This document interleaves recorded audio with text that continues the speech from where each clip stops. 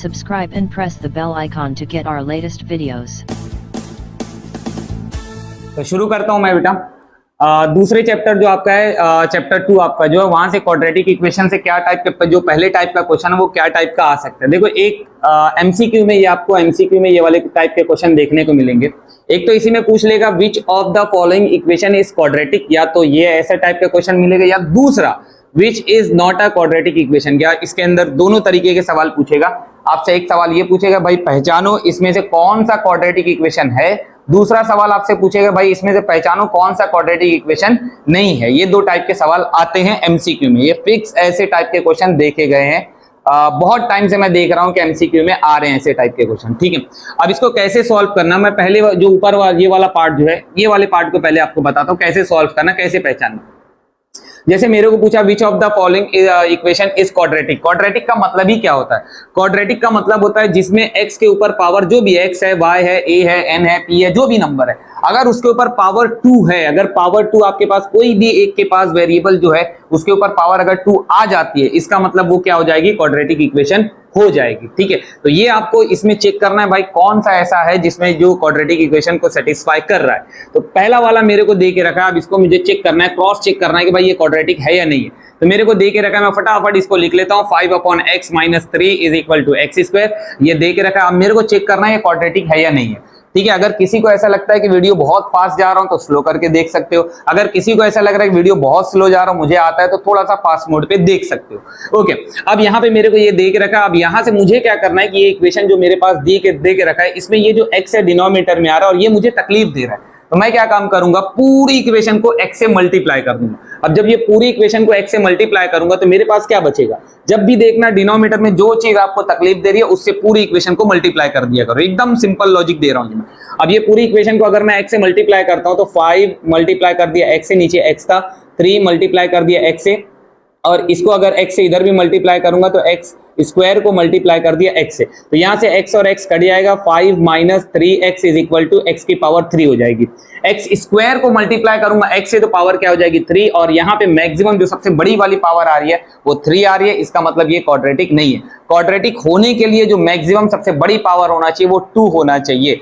ठीक है, अगर उससे छोटी है पावर तो भी क्वाड्रेटिक नहीं है, उससे बड़ी है पावर तो भी क्वाड्रेटिक नहीं है। तो ये वाली जो पहली वाली वैल्यू थी ये क्वाड्रेटिक नहीं है मेरे पास। अब ये दूसरी वाली इक्वेशन को मैं क्रॉस चेक करता हूं। मेरे पास है x, फिर x + 5 = 2। नेक्स्ट, अब इसको अगर मैं ब्रैकेट ओपन करता हूं तो x को x से मल्टीप्लाई करूंगा तो x² हो जाएगा, x को 5 से मल्टीप्लाई करूंगा तो 5x हो जाएगा = 2। अब यहां पे मेरे पास जो x है उसके ऊपर सबसे बड़ी पावर क्या है? 2 है, तो ये क्वाड्रेटिक इक्वेशन है। इसके साथ और अगली वाली इक्वेशन को भी क्रॉस चेक कर लो।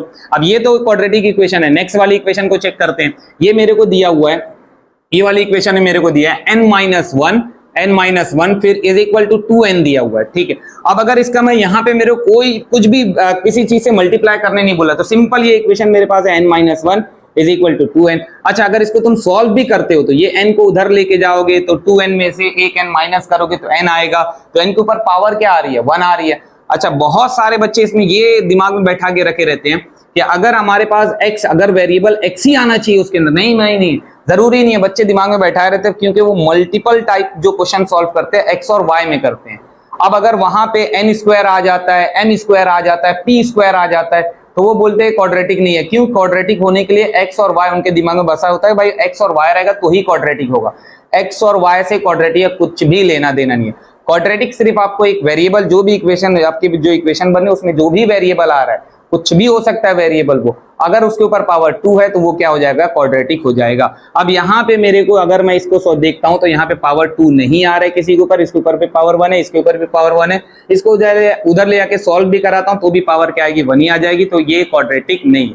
नेक्स्ट, लास्ट डी वाले ऑप्शन को हम लोग क्रॉस चेक करते हैं। मेरे को डी वाला ऑप्शन दिया था 1/x², फिर x + 2 = x दिया हुआ। अब यहाँ पे फिर मैं क्या करूंगा, यहाँ पे जो मेरे को वैल्यू दी हुई है, अब इसका मैं ब्रैकेट ओपन करूंगा। एक तरीका आप ब्रैकेट ओपन कर सकते हो। अगर मैं इसका ब्रैकेट ओपन करता हूं तो मेरे पास क्या हो जाएगा? इसको मल्टीप्लाई करूंगा तो ये मेरे पास x है, नीचे x² से मल्टीप्लाई हो गया। ये सिंपली इसका मतलब यही है। बहुत सारे बच्चे इसमें कंफ्यूजन रहते हैं। जैसे ये 1/x² है, इसको मल्टीप्लाई किया x से, फिर प्लस यहाँ पे 1/x² है, इसको मल्टीप्लाई कर दिया, यहाँ पे 2 था = x आ गया। अब यहां से मेरे पास ये दोनों को अगर देखूंगा तो ये देखो एक x से एक x यहाँ कट जाएगा, तो यहाँ मेरे पास क्या बचेगा 1/x बचेगा। ये मेरे पास क्या बचेगा, ये बड़ा लेंदी हो जाएगा, यहाँ पे अगर मैं जाता हूँ 2/x² हो जाएगा इज इक्वल टू x होगा। फिर अब यहाँ मेरे पास देखो यहाँ पे 1/x आ रहा है, फिर यहाँ पे इससे बेहतर तरीका आप क्या कर सकते हो, इससे बेहतर आप ये वाला तरीका लेके जाओ। भाई यहाँ पे मेरे पास दिया हुआ मुझे क्या इक्वेशन दिया 1/x² दिया, ये x² को डायरेक्ट आप उधर भेज सकते हो। ये x² डायरेक्ट अगर उधर जाएगा तो मेरे पास क्या आ जाएगा x+2 इज इक्वल टू, ये उधर जाएगा तो x मल्टीप्लाई बाय x² आ जाएगा, तो x+2 is equal to x³ आ जाएगा। और फिर से मैक्सिमम पावर कितनी आ रही है 3 आ रही है, तो अगेन ये क्वाड्रेटिक इक्वेशन नहीं है। ठीक है, तो ये भी क्वाड्रेटिक नहीं हुआ, ये भी क्वाड्रेटिक नहीं हुआ, ये भी अपना क्वाड्रेटिक से गया, तो अपने पास क्या ऑप्शन है, बी वाला ऑप्शन ये क्वाड्रेटिक इक्वेशन लग रहा है। अब इसी में अपने को दूसरी वाली जो टाइप पूछा है which is not a quadratic equation, हमसे पूछ रहा है भाई कौन सी इसके अंदर से क्वाड्रेटिक इक्वेशन नहीं है। अब उसको कैसे करना, भाई आपको ये जो सवाल है बच्चे अक्सर एग्जाम में सवाल जो रहता है गड़बड़ पढ़ के आते हैं और फिर गलत करके आते हैं। भाई देखना सवाल में पूछा है क्वाड्रेटिक, कौन सी क्वाड्रेटिक है ये पूछ रहा है, या ये सवाल पूछ रहा है कौन सी क्वाड्रेटिक नहीं है। ठीक है, तो बहुत घाई घाई में बच्चे हमेशा सॉल्व ये जो इस टाइप के क्वेश्चन आते हैं उसमें गड़बड़ करके आते हैं, मैंने नोटिस किया है। ओके, तो ये मेरे को दे के रखा है, मुझे चेक करना है भाई कौन सी क्वाड्रेटिक नहीं है। तो पहली वाली इक्वेशन मुझे दे के रखा है x² plus 4x is equal to 11 plus x²। अब यहाँ पे मैं क्या करूंगा, यहाँ पे सारे वेरिएबल एक तरफ, सारे नंबर को एक तरफ लेके आता हूँ, तो ये x² नंबर लाने एक तरफ लाने की जरूरत भी नहीं है। यहाँ भी देखो x² के पास प्लस है, यहाँ पे भी प्लस है, तो ये दोनों कट जाए, क्योंकि जब ये इधर आएगा इक्वल टू के तो इसके पास क्या साइन है, प्लस है, इधर आएगा तो इसकी साइन क्या हो जाएगी, माइनस हो जाएगी। तो x² में से x² माइनस होगा तो पूरा कट जाएगा, 0 आ जाएगा। तो मेरे पास यहाँ क्या बचेगा, यहाँ पे अगर x² plus 4x minus 11 minus x² is equal to 0, ये कट गया, तो मेरे पास बचा क्या 4x माइनस 11 बचा। तो 4x माइनस 11 क्या ये क्वाड्रेटिक है, नहीं भाई ये क्वाड्रेटिक नहीं है, तो ये पहले ही वाला ऑप्शन सही हो गया। दूसरे को भी क्रॉस चेक कर लेते हैं, जैसे ये मेरे को दिया x² माइनस 4x, तो भाई ये सीधा सीधा दिख रहा है x के ऊपर पावर क्या है 2 है, तो ये क्वाड्रेटिक है। नेक्स्ट वाला ये मेरे को दिख रहा है 5x² इज इक्वल टू 90। अब यहाँ पे अगर 90 को इधर लेके आता हूं तो मेरे पास हो जाएगा 5x² minus 90 is equal to 0। Again power कितनी आ रही है 2 है, तो ये भी क्वाड्रेटिक है।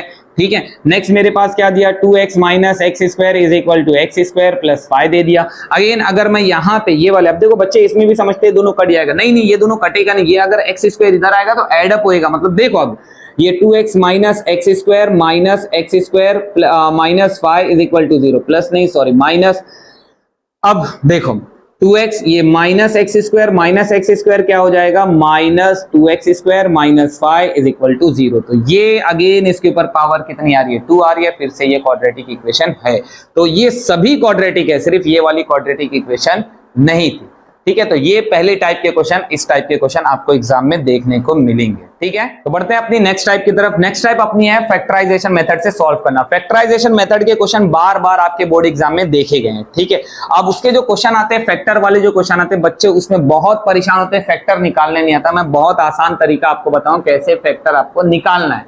ठीक है, और इसके जो भी फैक्टर निकालने के तरीके मैं बता रहा हूं, जो भी सम आएंगे क्वेश्चन आएंगे वो क्वेश्चन बहुत सिंपल आएंगे। जैसे यहाँ पे मेरे को क्वेश्चन दिया हुआ है m² plus 14m plus 13 is equal to 0। तो यहाँ से मुझे पता चलेगा a की वैल्यू, यहाँ सबसे पहले आप इसको जनरल फॉर्म में, इसका जनरल फॉर्म देखो, इसका जनरल फॉर्म क्या है ax² plus bx plus c is equal to 0, ये इसका क्या है जनरल फॉर्म है। अब जनरल फॉर्म से आपको क्या करना है a b c की वैल्यू निकालना है। a की वैल्यू यहाँ पे कितनी आएगी 1, a इज इक्वल टू 1 आ गया। b की वैल्यू कितनी आ जाएगी, यहाँ पे b की वैल्यू कितनी आ गई 14, c की वैल्यू कितनी आ गई 13, c मेरे पास आ गया 13। वो मैंने कैसे निकाला, देखो स्क्वायर वाले के पास जो भी नंबर लगा रहेगा वो क्या हो जाएगा a हो जाएगा। फिर जो हमारे पास सिंगल, जैसे यहाँ पे स्क्वायर वाला है, उसके साथ जो भी नंबर लगा रहेगा वो a हो जाएगा। फिर जो सिंपल x है या m है या p है या y है, उसके साथ जो भी नंबर लगा रहेगा वो क्या हो जाएगा b हो जाएगा। फिर हमारे पास जो थर्ड वाला टर्म लास्ट c, जो लास्ट वाला टर्म होता है जिसके पास x नहीं है y नहीं है z, जो भी वेरिएबल आपका होता है वो नहीं है, तो पूरी तरीके से क्या हो जाएगा c हो जाएगा। और उसकी साइन भी मैटर करेगी, अगर यहाँ पे प्लस साइन है तो आपको प्लस लेके चलना है, माइनस है तो माइनस। अगर यहाँ पे लिखा होता m² माइनस 14m तो यहाँ पे b की वैल्यू माइनस 14 आती। जैसे यहाँ पे अगर लिखा होता माइनस 13 तो c की वैल्यू माइनस 13 आती। ठीक है, अब आगे बढ़ते हैं। जैसे ही आपने a b c निकाल लिया, उसके बाद हमारा टारगेट होता है अब इसके फैक्टर को डिवाइड करना। देखो किस तरीके से हम फैक्टर निकालते हैं। यहाँ पे सबसे पहले आपको क्या करना होगा, ऊपर वाली तरफ क्या आता है, ए और सी का मल्टीप्लीकेशन आता है। जैसे ये ए और सी, इन दोनों का मल्टीप्लीकेशन, ए मल्टीप्लाई बाय सी, और यहाँ पे क्या आता है, बी वाली वैल्यू आती है। तो यहाँ पे जो बी वाली वैल्यू वो आती है। अब यहाँ पे अगर मैं देखता हूँ इसका फैक्टर, तो ए की वैल्यू क्या है, 1 है, सी की वैल्यू कितनी है, 13 है। तो 1 मल्टीप्लाई बाय 13 कितना हो जाएगा, 13 हो जाएगा। तो मुझे मल्टीप्लाई करके कितना चाहिए, 13 चाहिए। और बी की वैल्यू कितनी है, 14, तो बी की मुझे 14। अच्छा, साइन फिर से अगेन साइन मैटर करेगी, ठीक है। आगे बढ़ते हैं, फिर यहाँ पे मेरे को मल्टीप्लाई, आप देखो यहाँ पे मुझे मल्टीप्लाई करके कितना चाहिए, 13 चाहिए, और प्लस माइनस करके कितना चाहिए, 14 चाहिए। अब इसके बाद वाले यहीं पे बच्चे कंफ्यूज होते हैं और रुक जाते हैं। अब इसके दो तरीके मैं बता रहा हूं, दो तरीके से फैक्टर पता करो। एक तरीका जो है, आप देखो यहाँ पे 13 जो है, मुझे 13 मल्टीप्लाई करके 13 चाहिए। अब मल्टीप्लाई करके 13 कैसे कैसे आ सकता है, जैसे एकदम बेस लेवल से चालू करो। 1 को अगर मैं 13 से मल्टीप्लाई करूंगा तो कितना हो जाएगा, 13 हो जाएगा। अच्छा, फिर आप देखो 13 और किसके टेबल में आता है, क्या 2 के टेबल में 13 आता है, नहीं। 3 में आता है, नहीं। 4 में आता है, नहीं। 5 में आता है, नहीं। 6, 7, 8, 9 किसी में नहीं आता है। तो यहां तक आप पहुंचे, ये आपको डायरेक्ट दिख रहा है कि भाई 13 यही एक नंबर से मल्टीप्लाई होकर डायरेक्ट 13 आएगा। तो कुछ ऐसे सिलेक्टेड नंबर बनाए जाएंगे जिससे बड़ी आसानी से आप फैक्टर निकाल सकते हो। अब यहाँ पे मुझे पता चल गया कि भाई 13, 1 को अगर 13 से मल्टीप्लाई करता हूं तो मेरे पास क्या आता है, 13 आता है, ठीक है। अब यही चीज मैं इधर लिख देता हूं, 13 मल्टीप्लाई बाय 1, एक जगह 13, एक जगह 1। अच्छा, फिर आप यहाँ 1 यहाँ लिख सकते हो, 13 उधर कर सकते हो, दोनों में कुछ भी कर सकते हो, कोई दिक्कत नहीं होती है, ठीक। आगे उसके बाद जैसे ही आपने फैक्टर निकाल लिया, उसके बाद का टारगेट होता है साइन पता करना है। भाई आपने एक मरतबा फैक्टर निकाल लिया, उसके बाद साइन देखना होता है, साइन क्या लगाना है, ठीक है। अब यहाँ पे साइन अगर मेरे को देखना है, तो यहाँ पे जो आपका इधर वाला टर्म जो रहेगा, इसके पास क्या साइन है, प्लस की साइन है। इसके पास क्या साइन है, प्लस है। तो ये जो प्लस वाली साइन है, डायरेक्ट इधर प्लस वाली साइन लगा दो। जो भी आपका बड़ा वाला नंबर है, डायरेक्ट उसके पास कौन सी साइन आ जाएगी, प्लस वाली साइन आ जाएगी। समझ में आया क्या बोला, कि मेरे को सबसे पहला काम है मुझे फैक्टर पता करना। तो फैक्टर कैसे निकाला जाएगा, 1 है, ये 13 है, दोनों को मैंने मल्टीप्लाई किया, मुझे एक दो नंबर मिल गया, भाई यही दोनों से आता ही है 13, ये पता चल गया। नेक्स्ट मेरा टारगेट है, मैंने दोनों को लिख लिया। लिखने के बाद मुझे क्या देखना है, मुझे देखना है भाई अब ये साइन कैसी लगेगी। तो मैं यहाँ पे क्या देखूंगा, भाई 14, यहाँ पे मेरे को यह जो मेरा सेंटर में इधर नंबर है, उसके पास क्या साइन है, प्लस साइन है। तो इधर भी जो आपके पास सेंटर में नंबर है, उसके पास जो भी साइन रहेगी, वो डायरेक्ट बड़े वाले नंबर को साइन चली जाएगी। एकदम सिंपल वे में बता रहा हूं कि डायरेक्ट लगा देना है। भाई ये इधर वाले नंबर के पास अगर माइनस होता, तो जो बड़ा नंबर है उसके पास डायरेक्ट माइनस लगा दो। तो ये मैंने कर दिया। अगला, अब इसके पास क्या साइन लगाना है, तो इसके पास साइन लगाने के लिए आप चेक करो, या तो ये वाले नंबर से या तो ये वाले नंबर से। मैं रिकमेंड करूंगा यही वाले नंबर से चेक करो। कैसे, भाई मुझे 14 प्लस माइनस करके क्या चाहिए, 14 चाहिए। अब यहाँ 13 के पास मैंने क्या लगाया, प्लस लगाया है। अगर इसके पास अगर मैं माइनस लगाता हूं, तो 13 में से 1 माइनस करूंगा तो कितना आ जाएगा, 12 आ जाएगा। मुझे कितना चाहिए, 14 चाहिए। 14 कैसे आ सकता है, भाई इसके पास अगर मैं प्लस लगाऊं तो 13 प्लस 1 करूंगा तभी तो 14 आएगा।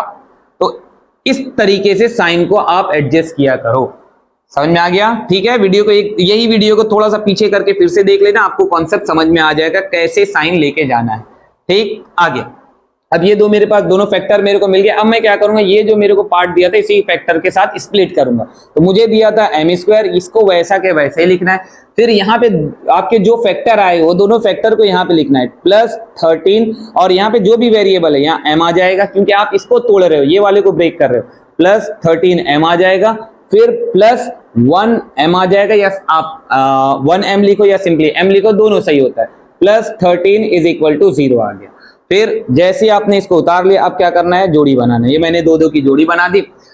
दो की जोड़ी बनाने के बाद अब हमको क्या करना होता है, कॉमन निकालना होता है। अब देखो दोनों, ये पूरी इक्वेशन के अंदर क्या कॉमन है, इसमें भी m दिख रहा है, इसमें भी m दिख रहा है, और उसके अलावा मुझे कुछ और कॉमन नहीं दिख रहा है। तो मैं इसमें से क्या निकालूंगा, m को कॉमन निकाल लिया। m बाहर निकल गया तो मेरे पास क्या बचा, m बचा। इसमें से ये देखो m² था, इसका अगर एक m मैंने बाहर निकाल लिया तो बचा क्या, m बचा। फिर प्लस यहाँ पे, अब यहाँ पे 13 है, यहाँ से एक m अगर मैंने बाहर निकाल लिया तो एक m बाहर निकल गया, क्या बचा, सिर्फ 13 बचा। जो आपके पास यहाँ जो बचा हुआ है, सीधा ये इधर उतार देना है, कुछ नहीं सोचना, डायरेक्ट इधर उतार दो। m प्लस 13 आ गया। अब यहाँ पे डायरेक्ट, अच्छा यहाँ जो साइन है वो साइन भी इधर डायरेक्ट उतार दो, कुछ सोचना नहीं है। एक तो ये जो वैल्यू आई है डायरेक्ट ये वैल्यू इधर उतार दो, एक चीज। दूसरा, ये जो साइन इधर है वही साइन इधर उतार दो। नेक्स्ट, अच्छा फिर आपको दिख रहा है कि भाई यहाँ पे जो नंबर आ रहा है सेम, यहाँ पे भी ऊपर भी वही चीज है, यहाँ भी m प्लस 13 है, यहाँ भी क्या है, m प्लस 13 ही है। 1 है तो 1 लिखूं नहीं लिखूं बात वही है। तो यहाँ पे मेरे पास कॉमन क्या निकलेगा, 1 निकलेगा। अगर ऐसी सिचुएशन आपको दिख रही है कि यहाँ जो नंबर है, यहाँ जैसी सिचुएशन है सेम वैसे ही इधर भी आ रही है। ठीक है, तो अगर सिर्फ आप ये चेक करो m यहाँ पे अगर मेरे पास जो वैल्यू है ये दोनों के पास एक जैसी वैल्यू, तो डायरेक्ट आप क्या करो, कॉमन क्या निकाल लो, 1 कॉमन निकाल लो। तो दूसरा तरीका जो है फैक्टर अगर निकालने आपको नहीं आता है तो दूसरा तरीका ये होता है कि फॉर्मूला मेथड का यूज करके आप फैक्टर निकाल सकते हो, लेकिन ये वाला जो पार्ट है ना आपको रफ वर्क में करना होगा। तो फॉर्मूला मेथड का मेरे पास तरीका क्या है, m इज इक्वल टू, क्यों मैं m यूज कर रहा हूं, क्योंकि मेरे पास जो वेरिएबल है वो क्या है, m है। तो m इज इक्वल टू मेरे पास, या x is equal to, generally बच्चे formula x is equal to याद रखते हैं, मेरे पास वेरिएबल m है तो मैं m लिख रहा हूं। ठीक है, तो minus b plus minus under root b square minus 4ac divided by 2a, ये फॉर्मूला मेथड का फॉर्मूला, ये आगे आएगा अपनी अगला क्वेश्चन जो है इसी के ऊपर है। तो ये मेरे पास आ गया। अब यहाँ पे सबकी वैल्यू पुट करता हूँ, m is equal to minus b की वैल्यू कितनी है मेरे पास 14 है, तो लिख दिया plus minus under root b square मतलब 14 का स्क्वायर माइनस 4 इंटू ए कितना है 1 है, सी कितना है 13 है, तो सारी वैल्यू आ गई। नीचे मेरे पास क्या हो गया 2 मल्टीप्लाई बाय 1 आ गया। तो m is equal to minus 14 plus minus under root, यहाँ पे मेरे पास ये कितना हो जाएगा, इसका स्क्वायर करूंगा 14 इंटू 14 मेरे पास आएगा 196। नहीं याद है तो आप लिख सकते हो, मल्टीप्लाई करके देख सकते हो। तो ये मेरे पास आ गया, 4 को 13 से मल्टीप्लाई करना है तो 4 13 को 4 से मल्टीप्लाई करके देख लो, क्रॉस चेक, 4 3 जा 12 हो गया, 12 2 1 कैरी, 4 1 जा 4 और ये कितना हो गया 5 आ गया, तो ये कितना आ गया 52 आ गया, माइनस 52।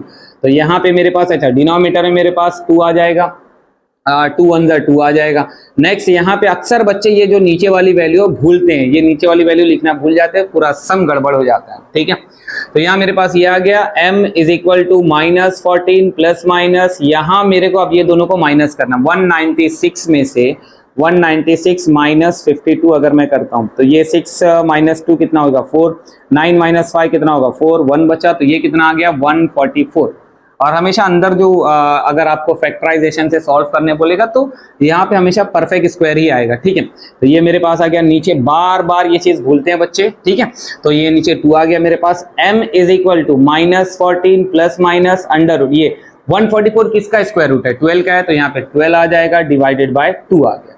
नेक्स्ट अगला स्टेप क्या होता है अपने पास, यही वैल्यू को प्लस में एक मरतबा माइनस में लिखना, माइनस 14 प्लस 12 डिवाइडेड बाय 2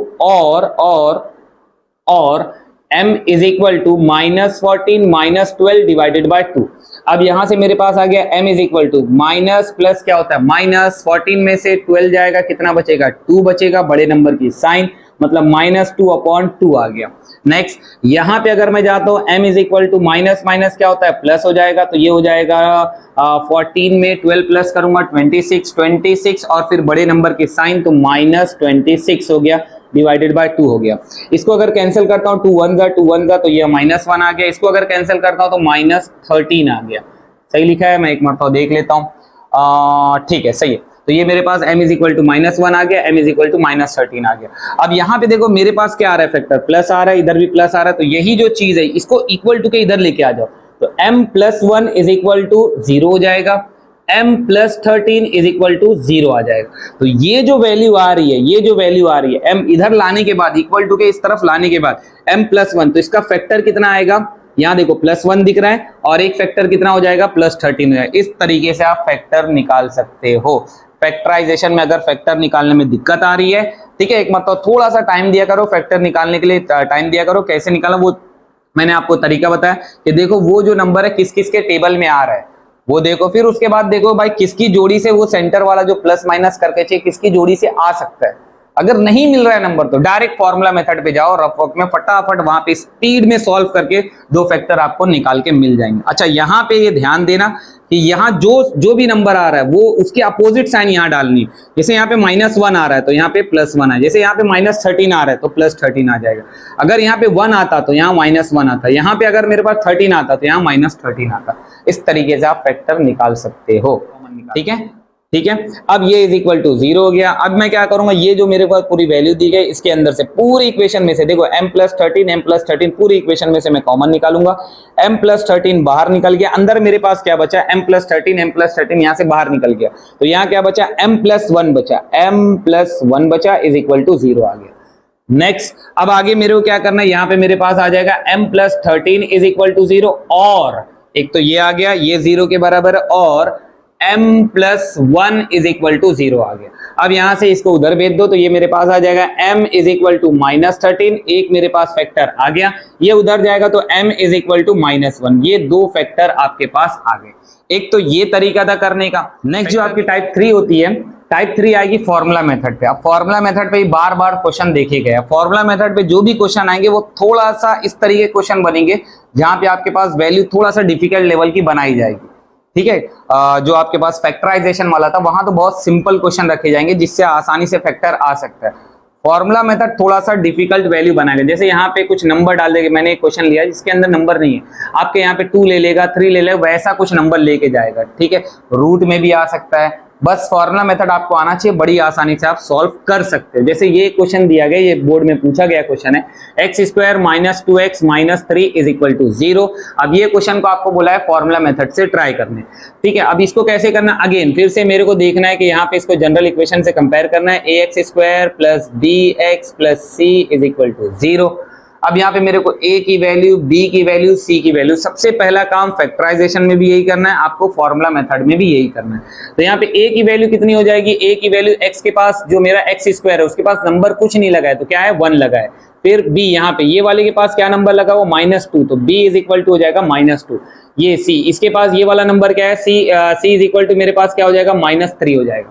तो a b c इस तरीके से नंबर निकाल लेना। उसके बाद मेरे पास फॉर्मूला मेथड जो है x इज इक्वल टू, देखो यहाँ पे x आ रहा है तो यहाँ पे मैं x is equal to -b + -√b² - 4ac divided by 2a।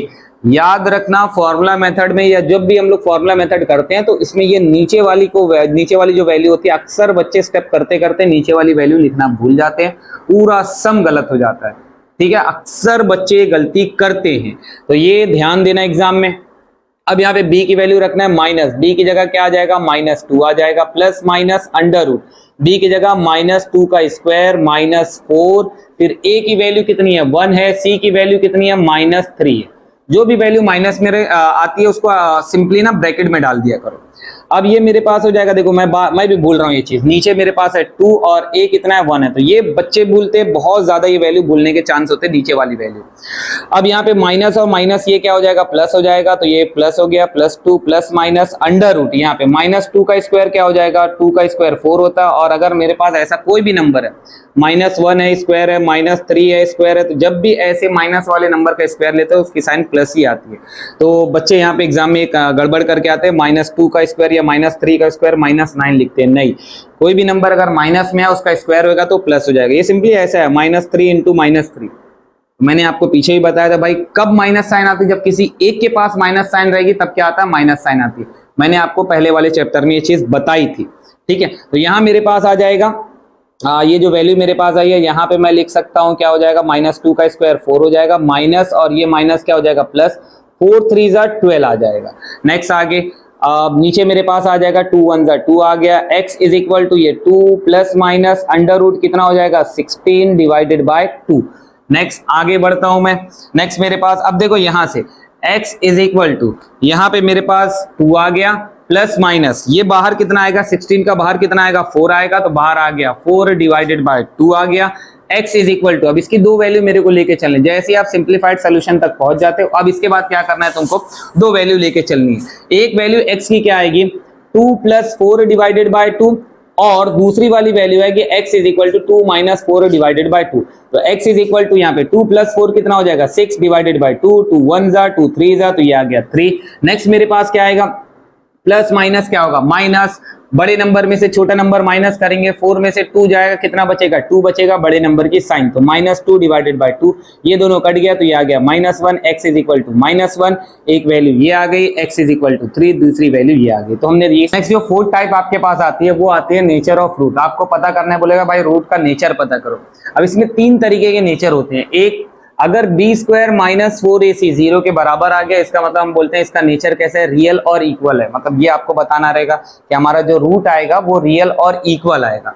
दूसरा आपके पास है b² - 4ac अगर 0 से बड़ा है मतलब पॉजिटिव नंबर आता है तो आपका जो नेचर आएगा रियल एंड अनइक्वल आ जाएगा, ठीक है। तीसरा b² - 4ac अगर 0 से छोटा है मतलब नेगेटिव नंबर आ रहा है तो आपका जो रूट आएगा नॉट रियल आएगा। ठीक है, वो जो रूट आपके बन रहे थे, दो x की जो वैल्यू बन रही थी उसी के बारे में बात हो रही है कि अगर 0 के बराबर आ गया मतलब x की दोनों वैल्यू क्या होगी, इक्वल होगी, रियल नंबर रहेगा और इक्वल होएगा। दूसरा, अगर आपका रूट जो है 0 से बड़ा है मतलब पॉजिटिव आ रहा है, ये इसकी वैल्यू अगर पॉजिटिव आ रही है, इसकी जो वैल्यू आप सॉल्व करते हो इसकी वैल्यू अगर पॉजिटिव आती है, इसका मतलब दोनों जो नंबर रहेंगे वो रियल रहेंगे, ठीक है, रियल रहेंगे लेकिन इक्वल नहीं रहेंगे, ठीक है। x की वैल्यू एक हो सकता है 1 आए, दूसरी जो आप सॉल्व करते हो इक्वेशन को वहां से हो सकता है x की वैल्यू एक की 1 आए, एक की 2 आए, या एक की 3 आए, एक की 5 आए, कुछ अलग अलग वैल्यू हो सकती है। तीसरा, अगर b स्क्वायर माइनस 4ac इसकी वैल्यू नेगेटिव आती है तो वहां आपका जो भी रूट रहेगा वो नॉट रियल आएगा। अब नॉट रियल क्या होता है ये आप हायर क्लास में पढ़ोगे, अभी पढ़ने उतना देखने की जरूरत नहीं, आप डायरेक्ट हायर क्लास में पढ़ोगे कि नॉट रियल नंबर क्या होता है, ठीक है। तो अब यहाँ पे मेरे को एक क्वेश्चन दे के रखा है, मुझे पूछा है कि बताओ नेचर ऑफ रूट क्या होता है, तो ये टाइप के भी क्वेश्चन देखे गए एग्जाम में कि एक तो आपके ऊपर ऐसे टाइप का क्वेश्चन और इसी में एक ऐसे टाइप का क्वेश्चन पूछेगा जिसमें आपको बता देगा कि भाई रूट क्या है, रियल और इक्वल है। वो टाइप के भी क्वेश्चन देखने को मिलेंगे, आगे आपको एक क्वेश्चन उस टाइप का भी आएगा। तो यहाँ पे मेरे पास ये दिया हुआ मेरे को पूछ रहा है कि भाई बताओ ये जो रूट है, ये जो रूट आपका है इसका नेचर बताओ। तो यहाँ सबसे पहला काम आपको क्या करना है, ए बी सी की वैल्यू, ए की वैल्यू यहाँ पे कितनी है 1 है, बी की वैल्यू कितनी हो जाएगी 2 हो जाएगी, देखो बी की वैल्यू कितनी है 2 है, और सी की वैल्यू कितनी हो जाएगी -9 हो जाएगी। तो ए की वैल्यू यहाँ पे एक्स स्क्वायर के पास क्या नंबर लगा हुआ है 1 लगा है तो ये हो गया, फिर एक्स के साथ क्या नंबर लगा है +2 लगा है तो ये हो गया, फिर यहाँ पे सी जो मेरे पास लास्ट वाला नंबर है ये क्या हो जाएगा सी, तो ये सी हो गया। नेक्स्ट आगे बढ़ते हैं, अब यहाँ पे सबके अंदर इसके अंदर मैं वैल्यू पुट करता हूँ तो बी स्क्वायर माइनस 4ac, अब इसके अंदर वैल्यू पुट करता हूँ तो बी की वैल्यू कितनी है 2 है तो 2 का स्क्वायर माइनस 4, ए की वैल्यू कितनी है 1 है, फिर सी की वैल्यू कितनी है -9 है तो 2 का स्क्वायर क्या हो जाएगा 4, यहाँ पे माइनस माइनस क्या हो गया प्लस, और फिर 4 को अगर 9 से मल्टीप्लाई करता हूँ 4 9 36 हो गया, तो ये दोनों को प्लस करूंगा तो 40 आ गया। 40 देखो 40 जो नंबर आ रहा है मेरे पास, ये जो नंबर आ रहा है 40 आ रहा है, तो मुझे पता है 40 क्या है 0 से बड़ा है। अच्छा, इसी को सॉल्व करने पे अगर इधर 0 आ जाता तो ये वाली कंडीशन हो जाती, इसी को सॉल्व करने पे अगर आपका जो नंबर आ रहा है वो पॉजिटिव आ रहा है तो ये वाली कंडीशन हो जाएगी, इसी को सॉल्व करके अगर यहाँ का नंबर नेगेटिव आएगा तो ये वाली कंडीशन हो जाएगी। मैंने यहाँ लिखा है ये नेगेटिव के लिए, पॉजिटिव के लिए, ये आपका 0, अगर 0 आ रहा है तो ये कंडीशन जाएगी। इसको आपको याद रखना पड़ेगा, बाय हार्ट करना पड़ेगा, ठीक है, इसको आपको याद करके जाना है। इस टाइप के क्वेश्चन आ रहे हैं एग्जाम में। तो यहाँ पे मेरे पास ये दे दिया तो मुझे समझ में आ गया मेरी जो वैल्यू आ रही है पॉजिटिव आ रही है, तो मैं बोलूंगा यहाँ मेरा रूट क्या है, रियल और अनइक्वल है। मतलब दोनों जो x की या y या जो भी वैल्यू आएगी, जो भी आपका फैक्टर निकलेगा, जो x की वैल्यू निकल के आएगी, जो रूट निकल के आएगा वो रियल नंबर रहेगा, वो रियल नंबर रहेगा और दोनों अनइक्वल रहेगा। मतलब एक हो सकता है 2 हो, एक हो सकता है 4 हो, ऐसा कुछ रहेगा। तो लास्ट में आपको लिखना है कि b square minus 4ac is greater than 0, ये 0 से बड़ा है, therefore roots are real and unequal, roots are real and unequal, ये आपको लिखना रहेगा। ये जनरली एक्टिविटी में भी आ सकता है या आपको सॉल्व करने भी आ सकता है, ठीक है। जनरली आपको ये क्वेश्चन एक्टिविटी में देखे गए, ठीक है। नेक्स्ट टाइप 5 जो आपकी आती है वो ऐसे टाइप के क्वेश्चन देंगे, if the root are real and equal then find the value of m, n कुछ भी वेरिएबल रहेगा उसकी वैल्यू पता करने बोलेगा। और इस टाइप के क्वेश्चन आपकी बुक के अंदर भी है, और ये जो क्वेश्चन है ये आपको चैलेंजिंग वाला जो पार्ट है क्वेश्चन नंबर 4, वहां पे ऐसे टाइप के क्वेश्चन देखने को मिलेंगे, ठीक है। कुछ भी टाइप की इक्वेशन बनाएगा और वहां पे किसी एक वेरिएबल को पुट कर देगा, उसकी वैल्यू पता करने बोलेगा, ठीक है। हमको बता दिया जाएगा भाई रूट हमारा क्या है, रियल और इक्वल। तो जब भी हमको पता है हमारा रूट जब रियल और इक्वल होता है उस टाइम पे हमको पता है कि बी स्क्वायर माइनस 4ac इसकी वैल्यू क्या होती है 0 होती है। बस यहीं से ये क्वेश्चन सॉल्व हो जाएगा। ये टाइप के क्वेश्चन आपको देखने को मिलेंगे क्वेश्चन नंबर 4 में, ऐसे टाइप के क्वेश्चन आएंगे, ठीक है, कि आपको बोल देगा रूट आपका क्या है, रियल और इक्वल है। ऐसे ही कुछ इस टाइप की इक्वेशन बनाई जाएगी, हो सकता है वेरिएबल चेंज करे, हो सकता है इक्वेशन चेंज करे, लेकिन आ सकती है। तो ये मेरे को पता है बी स्क्वायर माइनस 4ac ये वैल्यू अगर 0 होती है तभी हम बोलते हैं रूट हमारा क्या है, रियल और इक्वल है। अब यहां से मुझे सॉल्व करना है और मेरे को ये जो m है उसकी वैल्यू पता करना है। अब इसमें सबसे पहला काम जब भी हमारे पास होता है b square minus 4ac is equal to 0, सबसे पहला टारगेट होता है ए बी सी की वैल्यू पता करना। इसमें यही चैलेंजिंग होता है, बच्चे इसमें ये नहीं पता कर पाते कि भाई बी की वैल्यू क्या है, सी की वैल्यू, ए की वैल्यू क्या है। अब इसी टाइप के क्वेश्चन ना आपकी बुक के अंदर भी है जहां पे के की वैल्यू पता करने बोलता है, तो वो क्वेश्चन अगर वैसे टाइप के आते हैं तो वो 2 मार्क्स या 3 मार्क्स में जाते हैं आपके क्वेश्चन, ठीक है। तो यहाँ पे मेरे को दिया हुआ ये मेरे को ये पार्ट दिया। अब यहाँ से सबसे पहला मैं काम करूंगा ए बी सी की वैल्यू, तो a मेरे पास क्या हो जाएगा, एक्स स्क्वायर के साथ जो भी लगा है वो पूरा a हो जाएगा। तो a मेरे पास आ गया m-12, ये मेरा a हो गया। b मेरे पास क्या हो जाएगा, b is equal to x के साथ जो पूरा टर्म लगा हुआ है ये क्या हो जाएगा, b हो जाएगा। तो b मेरे पास आ गया 2m-12, ये मेरे पास b हो गया। c मेरे पास क्या हो जाएगा, 2 हो जाएगा। अब बच्चे इसमें गलती क्या करते हैं कि यहाँ पे जब उनको b लेना होता है ना, सिर्फ ये वाली चीज को b लेके जाते हैं, नहीं x को छोड़ के बाकी सब b हो जाएगा। अगेन साइन को ध्यान में रखना है। अब ये मैंने a b c पता कर लिया, नेक्स्ट मेरे को सारी वैल्यू इसके अंदर लाके रख देनी है। b की वैल्यू इधर लाके रखता हूं, देखो b की वैल्यू मुझे दिया है 2m-12, अब इसका पूरे का स्क्वायर है तो मैंने ऊपर स्क्वायर लगा दिया, b स्क्वायर माइनस 4, a की वैल्यू क्या है मेरे पास, a की वैल्यू है m-12। अच्छा c की वैल्यू मेरे पास क्या है, 2 है, यहाँ पे 2 इज इक्वल टू 0 आ गया। ठीक, अब इसको ना जब इस तरीके से लिखा करो तभी आपको ना बहुत आसानी से समझ में आता है क्या क्या कॉमन निकलेगा। एक स्टेप और लेके मैं आपको बताता हूँ, यहीं पे बहुत सारे लोगों को समझ में आ जाता है, नहीं आता तो एक स्टेप और ले लो। जैसे यहाँ पे अगर ये स्क्वायर दिया हुआ है तो ये जो स्क्वायर है इसके ऊपर भी जाएगा, इसके ऊपर भी जाएगा, तो ये 2 का स्क्वायर, अगर ये जो स्क्वायर इसके ऊपर 2 के ऊपर आएगा तो क्या हो जाएगा, 2 का स्क्वायर हो जाएगा। और 2 का स्क्वायर मैं डायरेक्ट यहाँ लिखता हूँ, 2 का स्क्वायर क्या हो जाएगा, 4 हो जाएगा। फिर यहाँ पे ये जो पूरा ब्रैकेट है इसके ऊपर भी क्या आ जाएगा, स्क्वायर आ जाएगा। तो ये मेरे पास आ गई ये वाली इक्वेशन। ये मैं ये ब्रैकेट भी हटा देता हूँ, जितना कम ब्रैकेट रखूं उतना मेरे लिए बेहतर है। तो मेरे पास 2 का स्क्वायर कितना हो गया, 4 हो गया, m-12 इसके ऊपर भी स्क्वायर मैंने लगा दिया, माइनस 4 2 से कितना हो गया, 8 हो गया। फिर यहाँ पे आ जाएगा m-12 इज इक्वल टू 0 आ गया। यहां तक समझ में आया क्या क्या किया। अब उसके बाद देखना है मुझे ये पूरी इक्वेशन और ये दोनों इक्वेशन है, जब भी सम बनाए जाएंगे अगर सिंपल लेवल का बनता तो ठीक है, अगर थोड़ा डिफिकल्ट लेवल का जाएगा तो यहीं पे आप बहुत सारी चीज कॉमन लेके जा सकते हो। अब बच्चे इसमें क्या करते हैं, ये टाइप के जब क्वेश्चन आते हैं ना, बच्चे पूरा इसको एक्सपांड करते हैं, फिर इसका ब्रैकेट ओपन करते हैं, फिर बहुत लंबा खिंचाता है, तो वहां पे बहुत ज्यादा टाइम कंज्यूम होएगा। उससे बेहतर है आप यहीं पे अगर कुछ कॉमन निकल रहा है, तो यहाँ पे मुझे दिख रहा है यहाँ भी m-12 आ रहा है, यहाँ भी m-12 आ रहा है, तो यहाँ पे ये चीज मैं कॉमन निकाल सकता हूँ, तो डायरेक्ट मैं कॉमन ही निकालता हूँ।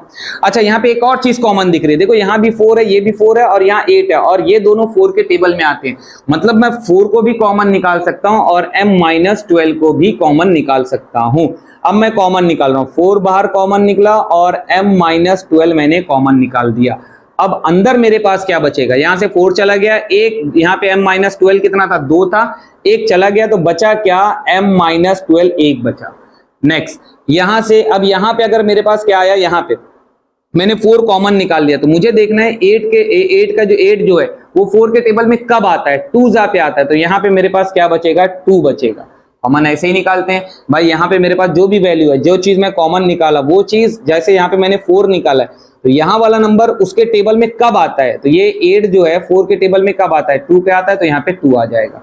फिर यहाँ से m-12 तो मैंने कॉमन निकाल लिया, बाहर चला गया, वो पूरी तरीके से निकल गया, तो ये मेरे पास आया।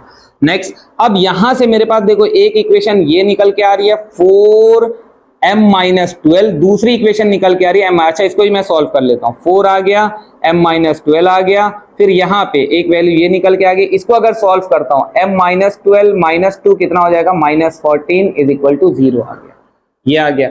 अब यहां से तुम गौर से अगर इसको देखो तो ये एक फैक्टर मेरे पास, ये एक वैल्यू आ रही है, एक वैल्यू ये, और ये 0 के बराबर। याद रखो जब आप फैक्टराइजेशन मेथड करते तो वहां भी कुछ ऐसे ही आता था कि x-13 फिर x+12 इज इक्वल टू 0, ऐसे ही कुछ होता था, एक ब्रैकेट इधर आता था फिर मल्टीप्लाई दूसरा ब्रैकेट इज इक्वल टू 0। यहां भी कुछ वैसा ही हो रहा है कि एक ये पूरा ब्रैकेट, एक दूसरा ये पूरा ब्रैकेट, ये 0 के बराबर। उस टाइम आप क्या करते थे, जब ऐसा कुछ होता था आप लिखते थे x-13 इज इक्वल टू 0 और x+12 इज इक्वल टू 0। यही चीज यहां पे भी करनी है, ठीक है। अब यही चीज यहां पे हम लोग करने जाएंगे तो क्या होएगा देखते हैं।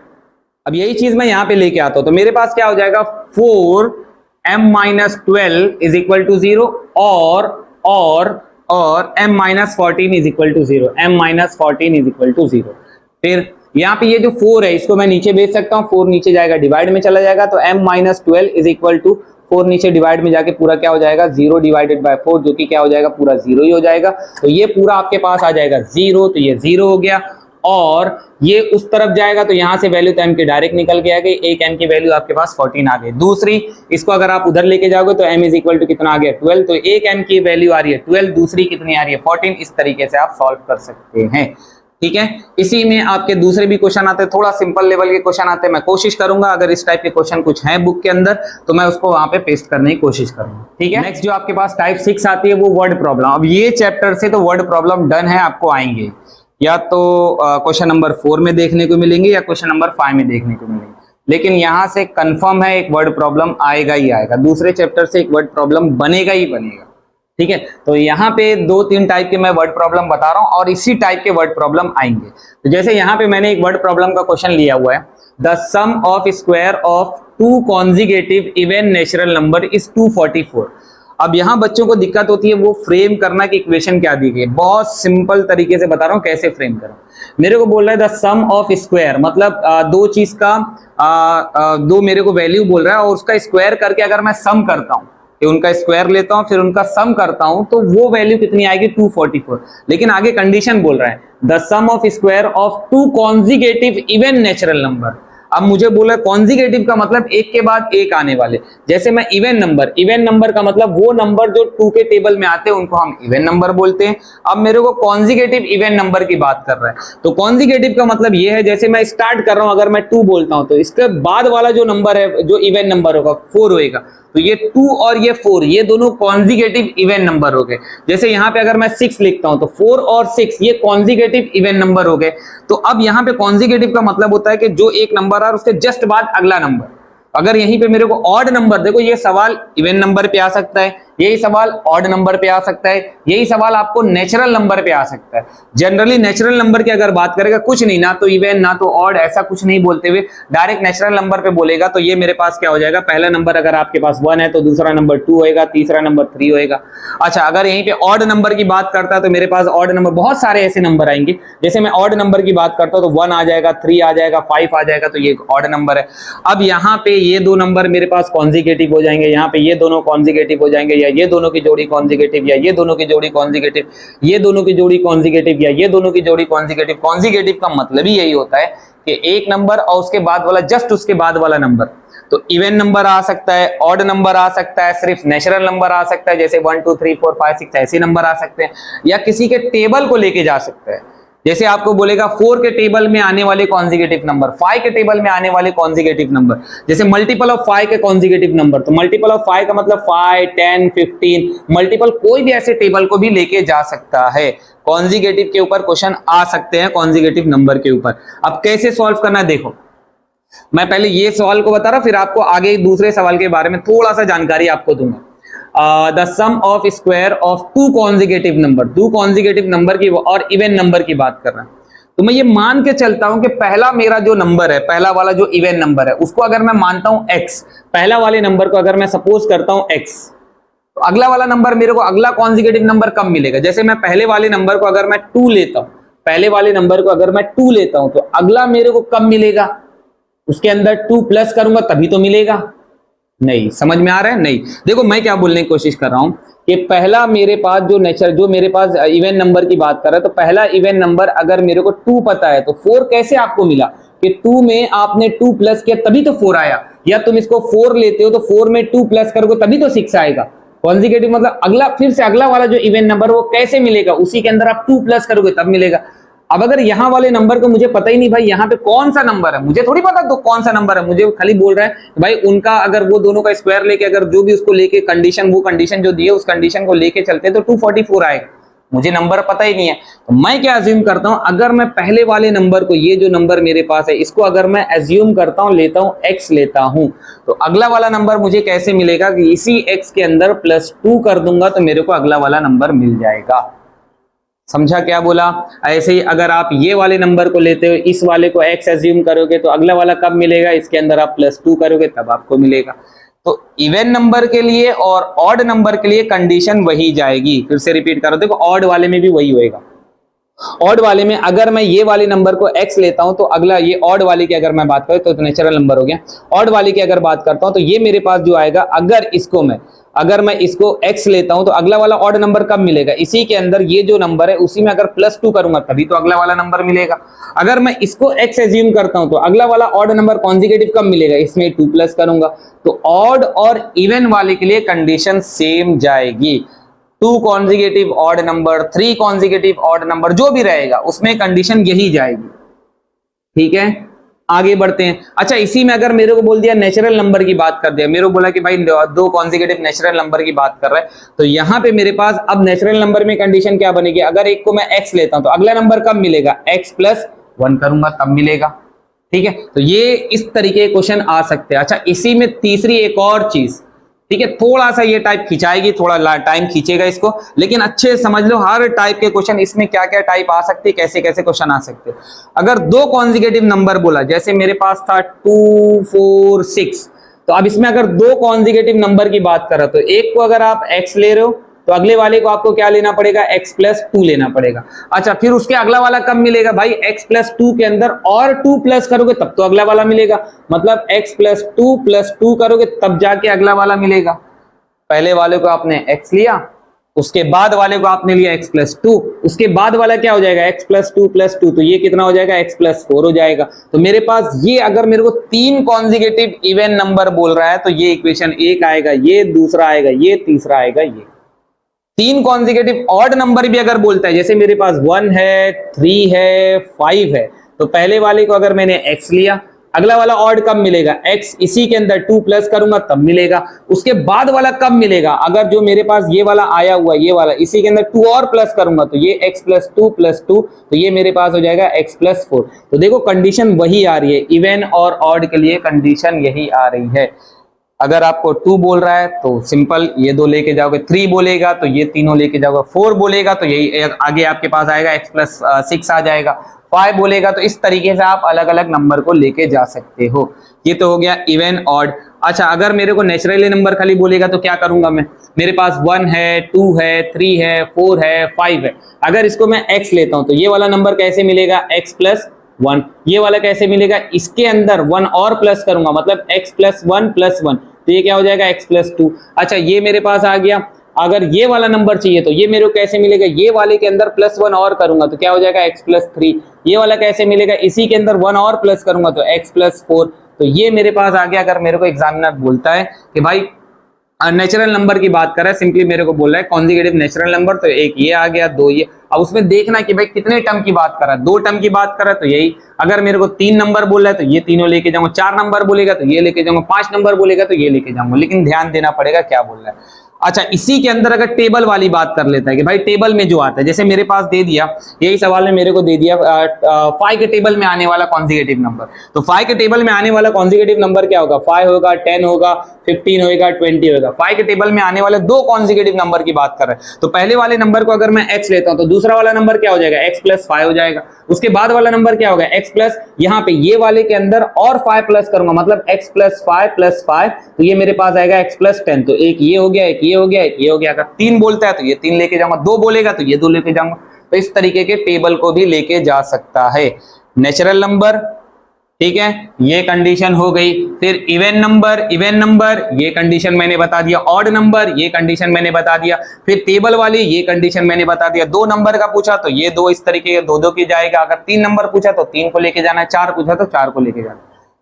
ठीक है, समझ में अगर नहीं आया तो थोड़ा सा वीडियो एक मरतबा फिर पीछे जाके देखना, आपको अच्छे से समझ में आ जाएगा। ठीक है, अब मैं ये क्वेश्चन सॉल्व कराना चालू करूं, तो ये बेस आपको बताना जरूरी था, ये मैंने आपको बता दिया। अब ये जो क्वेश्चन है इसको सॉल्व करना चालू करते हैं। अब देखो सवाल में मेरे को क्या बोला है, the sum of square of 2 consecutive even natural number is 244। अब मेरे को बोल रहा है कि 2 कॉन्जिगेटिव इवन नेचुरल नंबर की बात कर रहा है, तो पहले वाले नंबर को अगर मैं x लेता हूं तो आपने पीछे देखा कंडीशन कैसे लेनी है। तो दूसरा वाला नंबर मेरा क्या हो जाएगा, पहला वाला नंबर ये मेरे पास फर्स्ट नंबर हो जाएगा। ये मेरे पास सेकंड नंबर क्या आएगा, सेकंड वाला जो नंबर आएगा x प्लस 2 हो जाएगा। सही है, पहला नंबर x, दूसरा नंबर x प्लस 2 हो जाएगा। नेक्स्ट, अब इसी के अंदर मैं जब नेक्स्ट जाऊंगा तो मेरे को क्या करने बोला, देखो condition, the sum of square of 2 consecutive even natural number, उसका ये जो नंबर है इसका स्क्वायर करके सम करेंगे। ये दोनों नंबर का द सम ऑफ, ये दोनों का सम करना है। द सम ऑफ स्क्वायर मतलब दोनों का स्क्वायर, और फिर सम करना है, मतलब एक्स स्क्वायर इसका स्क्वायर प्लस एक्स प्लस 2 का स्क्वायर, इन दोनों का स्क्वायर, इन दोनों का स्क्वायर, फिर इसको क्या करना है, सम करना है, ऐड करना है। तो रिजल्ट कितना आएगा, 244 आएगा। The sum of square of 2 consecutive even natural number is 244। यही सवाल अगर ऑड के लिए होता सेम कंडीशन बनती। यही सवाल अगर आपका नेचुरल नंबर का होता तो x आता और x+1 आता। यही सवाल आता 4 के टेबल वाला तो यहाँ पे x आता x+4 आता। यही सवाल आता 3 के टेबल का तो x आता x+3 आता। यही सवाल अगर दो नंबर की जगह 3 नंबर वाला पूछता तो इसी के अंदर इक्वेशन और ऐड हो जाती, जो कि मैंने पीछे आपको बताया। अब इसको सॉल्व करना चालू करते हैं। ये मेरे पास आ जाएगा x² प्लस यहाँ पे इसका ब्रैकेट ओपन करूंगा a + b the whole square का फॉर्मूला, तो a² प्लस 2 फिर a फिर b फिर यहाँ पे b का स्क्वायर मतलब 2 का स्क्वायर 4 इज इक्वल टू 244। क्या किया मैंने यहाँ पे a plus b the whole square का फॉर्मूला लगाया, तो यहाँ मेरे पास आ गया a² plus 2ab plus b square. अब यहाँ पे x², यहाँ पे x² में x² मिलाऊंगा तो ये हो जाएगा 2x²। यहाँ पे ये कितना हो जाएगा 4x फिर प्लस 4 इज इक्वल टू 244। अब यहाँ पे ये वैल्यू अगर इधर लेके आता हूं तो मेरे पास हो जाएगा 2x² प्लस 4x, यहाँ पे ये इधर आएगा plus 4 minus 244 is equal to 0। Next इसी को आगे लेके जाऊंगा तो मेरे पास क्या हो जाएगा 2x² प्लस 4x।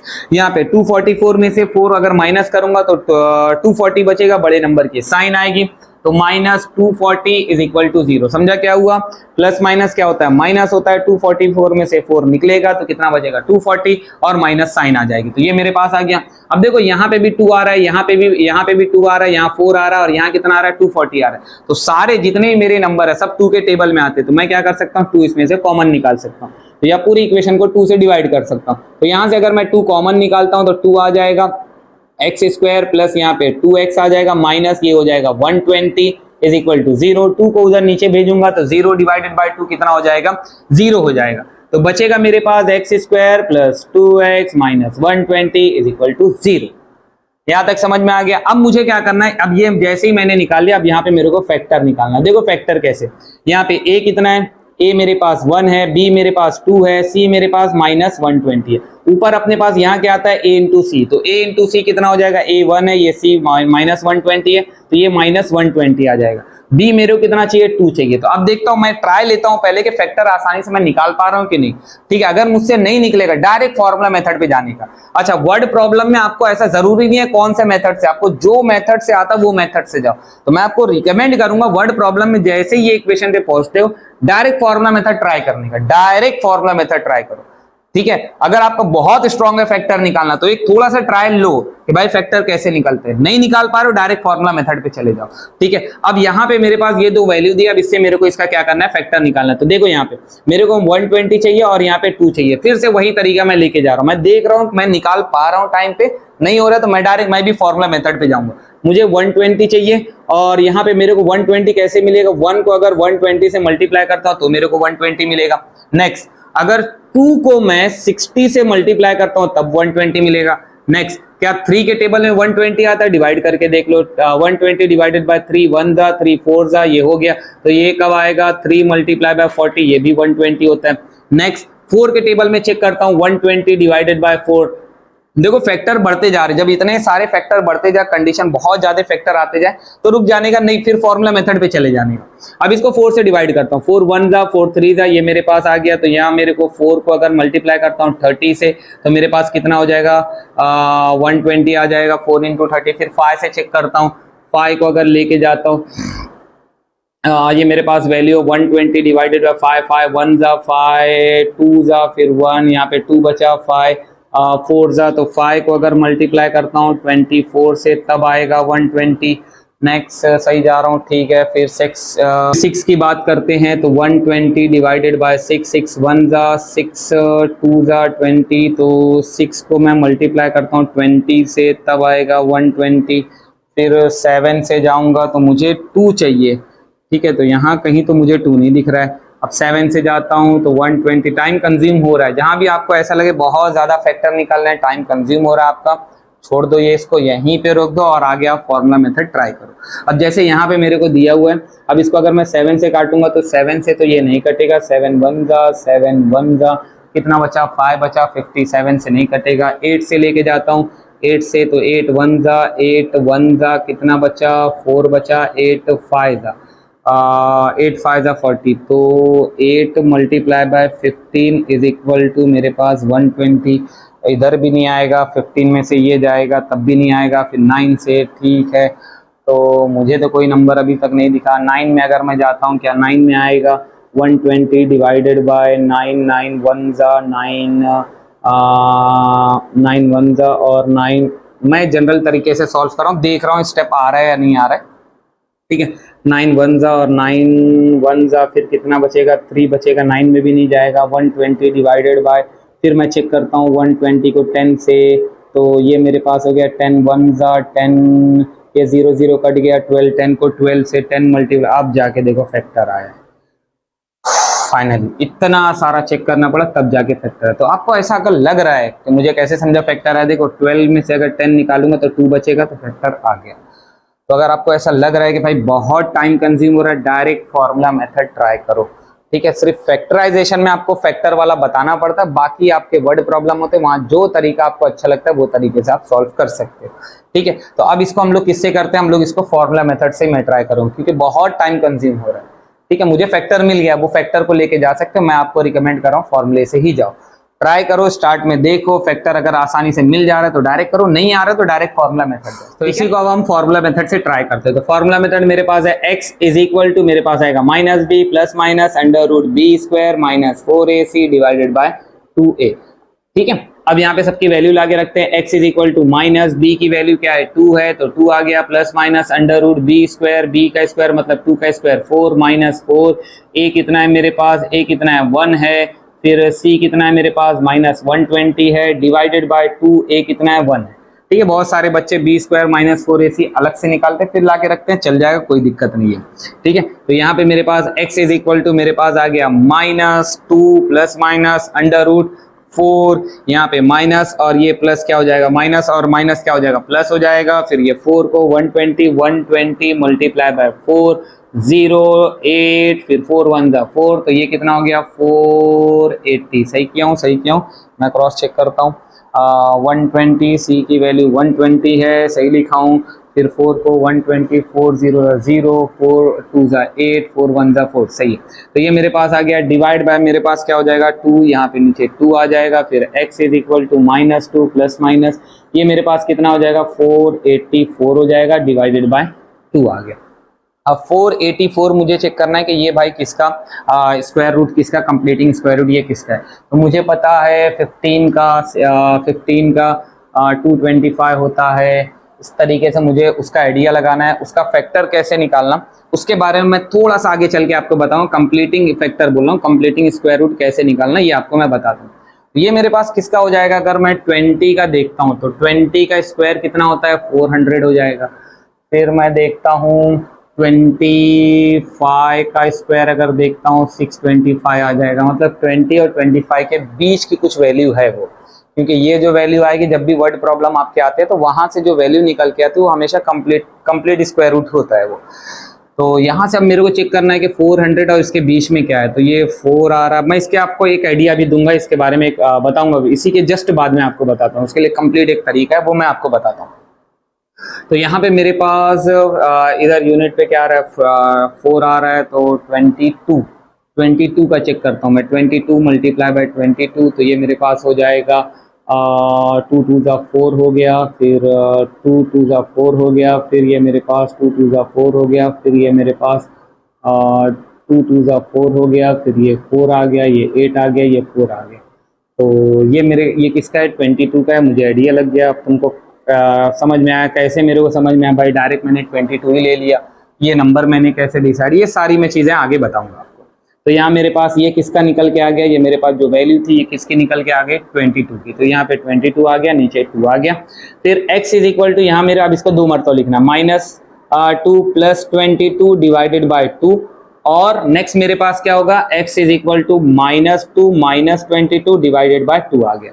तो x इज इक्वल टू यहाँ पे माइनस प्लस क्या होता है माइनस होगा, 22 में से 2 जाएगा तो 20 बचेगा, बड़े नंबर की साइन, प्लस आ गया, ये 2 डिवाइड में 1 जा 10 आ गया। यहाँ पे मेरे पास माइनस माइनस प्लस हो जाएगा, तो -24 हो जाएगा, डिवाइड बाय 2, ये कटेगा, 2 1 जा 2 12 आ जाएगा, तो -12 आ गया। एक वैल्यू -12 आ रही है, एक वैल्यू 10 आ रही है। अच्छा, सवाल में मेरे को देखो यहाँ पे लिख के रखा है नेचुरल नंबर। नेचुरल नंबर का मतलब वो नंबर जो प्लस में रहेगा या पॉजिटिव रहेगा। तो ये मेरे पास ये वाला नंबर क्या है, पॉजिटिव है, तो इसको लेके जाएंगे। अब कंडीशन आपको वहां लिखनी रहेगी कि जो हमारा नंबर है, जो x इज इक्वल टू -12 आ रहा है, ये नेचुरल नंबर नहीं है। क्यों नहीं है? क्योंकि उसके पास साइन क्या आ रही है, माइनस आ रही है। ठीक है, तो ये पहला नंबर मेरे पास क्या आ गया, 10 आ गया। मेरे को दोनों नंबर पता करने बोला था। एक नंबर मेरे पास क्या, फर्स्ट वाला नंबर क्या आ गया, 10 आ गया। अगला नंबर क्या होगा, इसी के अंदर +2 करूंगा तो 12 आ जाएगा। अब देखो ये दोनों नंबर का अगर मैं स्क्वायर करके ऐड करता हूं तो मेरे को यही चीज मिलेगी। समझ में आया? जैसे 10 का स्क्वायर लेता हूं, मेरे को जो कंडीशन दी थी उस कंडीशन के हिसाब से 10 का स्क्वायर लेता हूं, फिर 12 का स्क्वायर लेता हूं और दोनों को ऐड करता हूं। 10 का स्क्वायर क्या है, 100 है, 12 का स्क्वायर कितना है, 144 है। 100 में 144 प्लस करूंगा 244। तो इस तरीके से ये सॉल्व होता है। समझ में आ गया? तो इवन रहेगा, ऑड रहेगा, फिर नेचुरल नंबर खाली रहेगा। ये आपको कॉन्जिगेटिव नेचुरल नंबर की बात करेगा, इवन कॉन्जिगेटिव इवन नेचुरल नंबर की बात करेगा, कॉन्जिगेटिव ऑड नेचुरल नंबर की बात करेगा, या कॉन्जिगेटिव ऐसा नंबर जो फाई के टेबल में आता है। ठीक है, वो सारी चीजें मैं सब आपको हर टाइप बता चुका हूं, उसको कैसे सॉल्व करना आप देख सकते हैं। नेक्स्ट जो टाइप के वर्ड प्रॉब्लम आ सकते हैं, ये टैप वाले क्वेश्चन आए जो आ चुके हैं। अब देखो ये टैप वाले क्वेश्चन है और इसी में ना वर्क डन वाले क्वेश्चन और आते हैं कि दो लोग हैं मिल के काम कर रहे हैं तो इतने दिन में कंप्लीट कर सकते हैं, तो इंडिविजुअल कितने दिन में कंप्लीट कर पाएंगे। तो वो भी क्वेश्चन कुछ यहाँ पे पेस्ट करने की कोशिश करूंगा। तो एक तो ये टैप भरने वाले कोई भी चीज है भरती है कितने टाइम में, वो वाले क्वेश्चन, और एक जो वर्क डन वाले और क्वेश्चन आते हैं दो लोग मिलके काम कर रहे हैं, उस टाइप के क्वेश्चन आने के चांसेस हैं। ठीक है, तो बोर्ड में जो पैटर्न आया हो मैं उसी पैटर्न के क्वेश्चन आपको बता रहा हूं, तो वो पैटर्न के क्वेश्चन आ सकते हैं। तो यहाँ पे मेरे को दिया है उसको मैं डिटेल में समझा रहा हूं। अगर इसी में दूसरे टाइप के क्वेश्चन आते हैं उसको भी कैसे करना वो भी थोड़ा बहुत आपको बता दूंगा। जैसे यहाँ पे मेरे को दिया है, a tank can fill up by 2 tap in 6 hour. एक टैंक है, उसको अगर 2 टैप हम लोग खोल के रखते हैं तो उसको कितना टाइम लगता है, 6 घंटे में पूरा टैंक भर जाता है। मतलब मेरे पास एक टैंक है ऐसा कोई, मैं इधर साइड में बताता हूँ। यहाँ पे मेरे पास एक टैंक है, अब वो 2 टैप से भरा जा रहा है। 2 टैप को आगे भी देखो बोला जा रहा है, एक टैप स्मॉलर और एक बिगर है। तो मेरे पास एक टैप है जो स्मॉलर है, मान लो ये मेरे पास एक नल है जो स्मॉलर है, थोड़ा इसका जो डायमीटर है कम है। दूसरा वाला जो टैप है वो थोड़ा बिगर है जिसका डायमीटर थोड़ा सा ज्यादा है। ठीक है, अब ये दोनों टैप से ना ये टैंक को फिल किया जा रहा है। तो मुझे यहाँ बोला जा रहा है जब ये दोनों टैप से ये टैंक को मैं फिल करता हूँ, ये टैंक को अगर हम लोग फिल करते हैं तो ये टैंक जो है अगर दोनों टैप से हम लोग भरने की कोशिश करते हैं तो ये जो टैंक है ये 6 घंटे में भर जाएगा। A tank can fill up by 2 tap in 6 hour. दोनों टैप अगर दोनों नल मैं खोल के रखता हूं तो ये जो है 6 घंटे में भर जाएगा। आगे नेक्स्ट मेरे को बोल रहा है the smaller tap alone can take 5 hour more than the bigger tap. बोलने का मतलब ये है कि बड़े वाले को अगर मैं बंद कर देता हूं, बड़े वाले टैप को अगर बंद कर देता हूं और खाली छोटा वाला नल खोल के रखता हूं, तो छोटा वाला नल अगर मैं खोल के रखूंगा तो ये जो है बड़े वाले टैप, बड़ा वाला जो नल था उससे 5 घंटा ज्यादा टाइम लेगा। जाहिर सी बात है कि भाई ये छोटा वाला नल है, ये जाहिर सी बात है छोटा वाला नल बहुत ज्यादा टाइम लेगा क्योंकि बड़ा वाला जल्दी जल्दी भरेगा। अगर मैं सिर्फ छोटे वाले को खोल के रखता हूं तो ये बड़े वाले से 5 घंटा ज्यादा टाइम लेगा टैंक को भरने के लिए। एक कंडीशन ये दे के रखी है। फिर आगे मेरे को सवाल क्या पूछ रहा है, find the time required by each tap to fill the tank. ठीक है, कितना टाइम लगा, अगर मैं सिर्फ छोटे वाले को चालू रखता हूं तो एक्चुअल कितने टाइम में वो भर पाएगा। अच्छा तुम बोलोगे सर दिया तो है 5 घंटा ज्यादा लगेगा। भाई 5 घंटा ज्यादा लेगा लेकिन कितना, भाई टोटल कितना टाइम लेगा, 5 घंटा ज्यादा लेगा तो कितना, भाई वो 10 घंटे में भर रहा है, 15 घंटे में भरेगा, 8 घंटे में भरेगा, 6 घंटे में भरेगा, ये आपसे पूछ रहा है। तो आपसे पूछ रहा है कि अगर मैं सिर्फ छोटा वाला चालू रखता हूं तो वो कितना टाइम लेके इसको भरेगा, बड़े वाले को अगर चालू रखता हूं तो वो कितने टाइम में भरेगा। ये आपको सवाल पूछा है, इंडिविजुअल दोनों कितना टाइम लेगा ये टैंक को भरने के लिए। सवाल समझ में आ गया। अब आगे बढ़ते हैं। अब देखो जब भी इस टाइप के क्वेश्चन आते हैं तो ये टाइप का क्वेश्चन सॉल्व होता है यहाँ से। Work done is equal to, हमारे पास बेसिक वर्क डन का फॉर्मूला होता है, work done is equal to rate multiply by time. अब यहाँ पे rate multiply by time, work का मतलब क्या, मेरे पास काम क्या है, मेरे पास यहाँ पे काम है एक टैंक को भरना।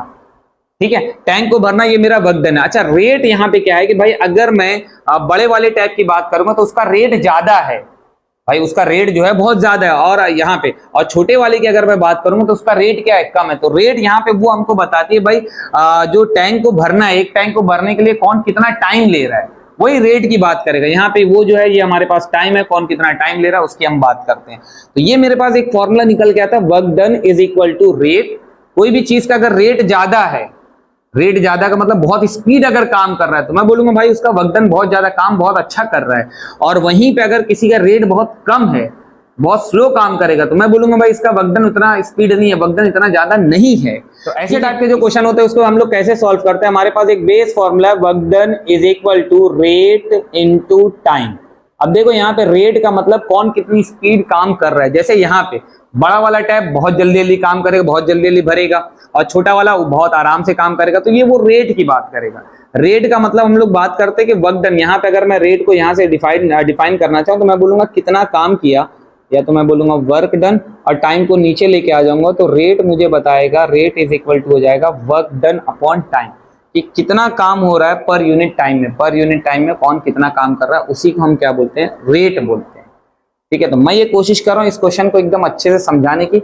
बहुत सारे बच्चे ये क्वेश्चन में कंफ्यूजन क्रिएट रहता है, क्यों ऐसा कर रहे हैं, कैसे हो रहे हैं, सारी इक्वेशन कैसे आ रहे हैं। मैं एकदम डिटेल कोशिश कर रहा हूँ इसको एकदम इत्मीनान से अच्छे से समझाने की कोशिश कर रहा हूँ। तो मुझे यहाँ पे मेरे पास रेट के लिए फॉर्मूला आ गया, वर्क डन अपॉन टाइम आ गया। अच्छा, यहाँ पे दोनों कंडीशन अगर मैं देख रहा हूँ, मेरे पास जो वर्क है, वर्क डन क्या है, मेरे पास काम क्या है, ये टैंक को भरना मेरा काम है। तो ये टैंक जो मेरे पास, टैंक को जो भरना मेरे पास, और एक ही टैंक है, दो टैंक नहीं है, एक ही टैंक को भरना मेरे पास काम है, तो ये मेरा वर्क डन हो गया। तो अगर मेरा टैंक, एक टैंक है भर जाता है तो मेरा एक वर्क डन हो गया। तो वर्क डन जनरली यहाँ पे मेरे पास फिक्स है। बोलने का टारगेट ये है कि भाई दोनों टैप के लिए वर्क डन क्या है, वो कांस्टेंट है, फिक्स है, कि भाई ये वाला भी भरेगा तो यही टैंक भरेगा, ये वाला भी भरेगा तो यही भरेगा। तो दोनों के लिए वर्क डन, काम दोनों के लिए फिक्स है कि टैंक को भरना ही दोनों का काम है। तो वर्क डन दोनों कंडीशन में क्या है, वर्क डन दोनों कंडीशन में अपने पास वर्क डन क्या हो गया, फिक्स हो गया, जिसको मैं बोलूंगा कांस्टेंट हो गया। वर्क डन मेरा कांस्टेंट हो गया। अच्छा, वर्क डन अगर मेरा कांस्टेंट है तो यहां से मैं बात करूंगा, मेरे पास रेट जो निकल के आएगा, rate is equal to constant, मतलब इसको मैं, ये वैल्यू फिक्स हो जाएगी तो मैं इसको 1 ले ले तो कांस्टेंट है ये। ठीक है, तो ये मेरे पास यहां से, क्योंकि ये ऊपर वाली वैल्यू मेरी कांस्टेंट हो गई, तो मेरा जो रेट है वो किसके ऊपर डिपेंड करेगा, सिर्फ टाइम के ऊपर डिपेंड करेगा। बात समझ में आ रही है भाई? ये जो चीज है वो फिक्स हो गई। तो अब जो जो काम है वो मेरा काम एकदम फिक्स हो गया। काम मेरा क्या था, एक टैंक को भरना, अब वो काम फिक्स हो गया। एग्जाम्पल के तौर पे मैं आपको बोलूं कि एक टैंक है मेरे पास, दो टैप है, उसी टैंक को भरना है। अब एक जो टैप है या नल, एक जो मेरे पास नल है वो 2 घंटा लेता है भरने के लिए, और एक जो नल है वो 3 घंटा लेता है भरने के लिए। तो मैं बोलूंगा कौन सा नल बहुत तेज, कौन सा नल जो है बहुत तेज पानी भर रहा होगा। फिर से सोचो सवाल को। मैं ये बात कर रहा हूं कि भाई मेरे को एक ही टैंक भरना है, फिक्स हो गई वो वैल्यू। अब मैं बोलूं एक मेरे पास जो नल है वो 2 घंटा ले रहा है और एक जो नल है वो 3 घंटा ले रहा है, तो आप बोलोगे जाहिर सी बात है 2 घंटे वाला बहुत जल्दी भरेगा, 2 घंटे वाले की रेट क्या है, ज्यादा है। तो अब जो मेरी पूरी रेट है, जो रेट है वो पूरी तरीके से किसके ऊपर डिपेंड कर रही है, टाइम के ऊपर। अब अगर मैं वो नहीं देख रहा हूं कितना टैंक भरना है, क्या भरना है, अगर दोनों की चीज, वो दोनों टैंक की जो सिचुएशन है, जो वर्क डन है वो कांस्टेंट हो गया, तो अब जो रेट है वो पूरी तरीके से डिपेंड करेगी टाइम के ऊपर। ठीक, अब इसी को एक दूसरे वे से सोचो, समझ पा रहे हो? अब इसी को दूसरे वे से सोचो। अब अगर मैं बोलता हूं मेरे पास टाइम फिक्स हो गया, टाइम मैंने फिक्स कर दिया कि भाई 2 टैप है, दोनों टैप को मैं खोल के रखता हूं, 2 नल है, दोनों नल को एक एक घंटे के लिए खोल के रखता हूं। एक नल जो है, एक नल जो है 1 घंटे के अंदर, दोनों को मैं एक ही घंटा खोल के रखता हूं। एक नल जो है 1 घंटे में एक टैंक को भरता है, और एक नल जो है 1 घंटे में 2 टैंक को भरता है। तो अब यहाँ पे रेट किसके ऊपर डिपेंड हो गई, रेट अब डिपेंड हो गई वर्क डन के ऊपर, क्योंकि वर्क डन बदल रहा है। एक में 1 टैंक आ गया, एक में 2 टैंक आ गया, वर्क डन बदल रहा है, तो मेरी रेट जो है वर्क डन के ऊपर डिपेंड करेगी, टाइम के ऊपर डिपेंड नहीं कर रही है। तो यहां पे जाकर रेट का फॉर्मूला बनता तो rate is equal to work done आ जाता। और ये वाली सिचुएशन में क्या होगा, क्योंकि अपना जो वर्क डन है वो कांस्टेंट है, तो कांस्टेंट है मतलब मैंने 1 ले लिया, और यहाँ पे मेरे पास क्या आ गया, टाइम आ गया। तो ये मेरी रेट जो है टाइम के साथ इनवर्स प्रोपोर्शन में है। इतना समझ में आया? पहला पार्ट तो ये समझना था कि भाई रेट हमारे पास 1 बाय टाइम आ गया, और ये रेट का ही क्वेश्चन, हमको रेट को ही लेके आगे चलना है। तो मेरे पास rate is equal to 1 by time आ गया, मतलब पूरा जो मेरी सिचुएशन है वो किसके ऊपर डिपेंड है, मेरी जो रेट है वो टाइम से साथ इनवर्स प्रोपोर्शन में आ गई। अब आगे बढ़ते हैं, इसी चीज को आगे लेके चलते हैं। नेक्स्ट आ गया, अब यहाँ पे मेरे को ये समझ में आ गया कि रेट जो है ये टाइम के साथ इनवर्स में, ये मेरे को समझ में आ गया। 1 क्यों आया मैंने पीछे बता दिया आपको। अब आगे बढ़ना, अब यहाँ पे मेरे को देके रखा है tank can fill up by 2 tap in 6 hours, 6 घंटा लेगा वो पूरे एक टैंक को भरने के लिए। द स्मॉलर टैप अलोन, अब यहाँ से ये मेरी कंडीशन एक बन रही है, the smaller tap alone can take 5 hour more. जो स्मॉलर टैप है तो मैं लेता हूं time for smaller tap is X ले लेता हूं। स्मॉलर टैप का जो टाइम है वो एक्स आर ले लेता हूं। तो बिगर वाले का जो टाइम, अच्छा मैं और आसान करता हूं, टाइम फॉर बिगर या लार्जर क्या दिया हुआ है अपने को, स्मॉलर बिगर दिया है, तो यहां पे बिगर टैप इज वाई आर। अच्छा अब मेरे को कंडीशन देखता हूं, द स्मॉलर टैप जो है बिगर वाले टैप से 5 घंटा ज्यादा लेगा। तो स्मॉलर टैप, अच्छा जिसकी बात हो रही है ऐसे टाइप की जो भी इक्वेशन आएगी, जिसकी बात हो रही है, जिसको डिफाइन किया जा रहा है, जिसके बारे में बात हो रही है, उसको हमेशा इक्वल टू के एक तरफ रखो। जैसे यहाँ पे स्मॉलर टैप की बात हो रही है तो स्मॉलर टैप एक तरफ इज इक्वल टू बिगर वाले टैप से 5 घंटा ज्यादा लेगा। स्मॉलर टैप की बात हो रही थी, इक्वल टू के एक तरफ, बिगर वाले टैप से 5 घंटा ज्यादा लेगा। तो स्मॉलर वाले को मैंने x लिया, x is equal to Y plus 5। ये मेरे पास इक्वेशन आ गई, ठीक है। x मेरे पास आ गया, एक का टाइम मैंने y लिया, तो x की वैल्यू मेरे पास ये आ गई। नेक्स्ट आगे बढ़ते हैं। नेक्स्ट अब आगे मुझे क्या करना है, मैं यहां देखने की, अब यहाँ पे ना ये एक पार्ट आता है जहां पे बड़ा कंफ्यूजन होता है। यहां पे मुझे दे के रखा है कि भाई रेट मुझे समझ में आ गया, रेट जो है टाइम के साथ इनवर्स प्रोपोर्शन में। अब इसको देखो एकदम इत्मीनान से समझना। अगर मैं बोलता हूं कि एक नल है एक टाकी को भरने के लिए, एकदम इत्मीनान से इसको समझना, ठीक है। एक नल है एक टाकी को भरने के लिए, एक टंकी है उसको भरने के लिए 2 घंटा लेती है। एक नल एक टंकी को भरने के लिए 2 घंटा लेती है। तो 2 घंटे में पूरी टंकी को पूरी तरीके से फुल कर देगी। तो 1 घंटे में कितना भरेगी, आधा भरेगी। समझा? एक टंकी, एक नल है यहां लगा हुआ, ये नल क्या कर रहा है, इस टंकी को 2 घंटे में फुल भर दे रहा है। तो 1 घंटे में कितना भरेगा, आधा भरेगा। आधा भरेगा, सही है, समझा? आधा भरेगा मतलब 1/2 भरेगा, ठीक। अच्छा यही नल, यही वाला नल, समझा? 1/2 2 घंटे में पूरा भरेगा, तो 1 घंटे में आधा भरेगा। अब ये मेरे पास ये कैलकुलेशन में भी काम आएगा। मतलब बोलने का टारगेट क्या है कि जब 2 घंटे में पूरा भर देगा तो 1 घंटे में टाकी के कितने हिस्से को भरेगा, आधे हिस्से को भरेगा, तो मैंने आधा लिख दिया। अच्छा यही नल अगर 4 घंटा लेता है, पूरी टाकी को भरने के लिए 4 घंटा लेता है, पूरी टाकी को भरने के लिए 4 घंटा लेता है, तो 1 घंटे में कितना भरेगा? मान लो ये एक हिस्सा ये इक्वली डिवाइड हो जाए, यहाँ 1 हो गया, ये 2 हो गया, ये 3 हो गया, ये मान लो आपकी टाकी यहाँ ले आते हैं, ये 4 हो गया। तो ये जो नल था पूरी टाकी को भरने के लिए 4 घंटा लेता था। ये नल पूरी टाकी को भरने के लिए 4 घंटा लेता था। तो 1 घंटे में कितना भरेगा? इसका ये वाला हिस्सा भरेगा नहीं, इसका ये वाला हिस्सा क्या है, 1/4 है, मतलब 1/4 पार्ट को भरेगा। समझ में आ रही है बात? अगर पूरी टाकी 4 घंटे में भरेगी, पूरी टाकी 4 घंटे में भरेगी, तो 1 घंटे में कितना टाइम लेगा? मैं एक बार क्यों ले रहा हूं, क्योंकि मैं constant fix value per unit time, मतलब पर आवर के हिसाब से मैं चल रहा हूं। कहीं कहीं इक्वेशन आपको पर डे के हिसाब से चलनी पड़ेगी, कहीं कहीं पर मिनट के हिसाब से चलनी पड़ेगी, एक कांस्टेंट वैल्यू। तो यहां पे मैं देख रहा हूं कि अगर 4 घंटे में पूरी भर रहा है तो 1 घंटे में 1/4 भरेगा।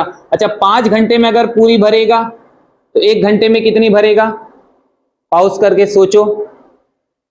5 घंटे में पूरी टाकी भर रहा है तो 1 घंटे में, बहुत बढ़िया, 1/5 भरेगा।